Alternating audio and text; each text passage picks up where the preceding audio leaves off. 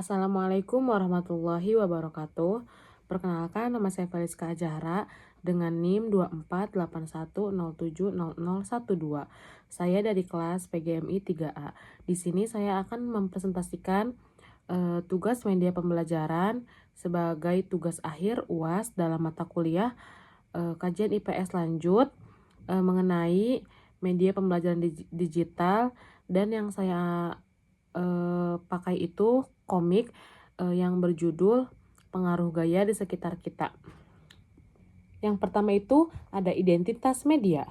Media pembelajaran yang saya kembangkan adalah komik digital IPAS tentang pengaruh gaya di sekitar kita. Media ini ditunjukkan untuk siswa kelas 4 MI maupun SD atau bisa disebut fase B. Materi yang diangkat ini berkaitan dengan pengaruh gaya terhadap gerak benda dalam kehidupan sehari-hari. Dan yang kedua adalah latar belakang dan rasional.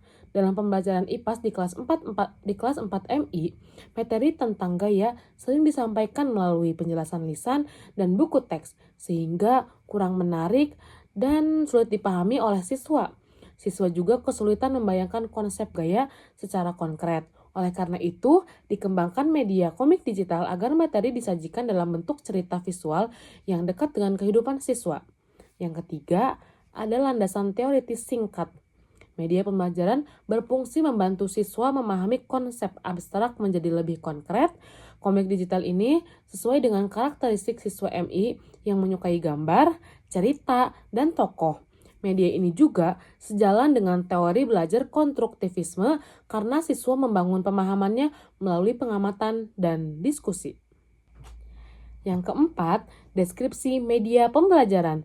Media ini berbentuk media digital visual berupa komik yang dibuat menggunakan aplikasi Canva.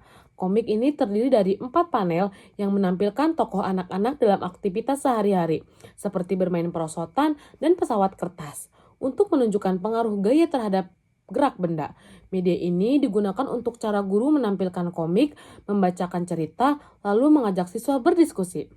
Yang kelima, keunggulan dan keterbatasan media.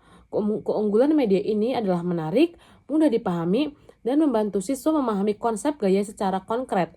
Media ini juga menanamkan nilai terkait seperti sikap hati-hati dan tanggung jawab. Keterbatasannya adalah membutuhkan perangkat digital.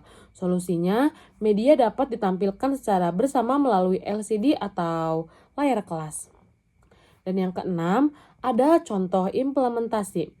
Dalam pembelajaran, guru menampilkan komik digital. Kemudian, siswa diminta menyebutkan contoh gaya yang terdapat dalam cerita.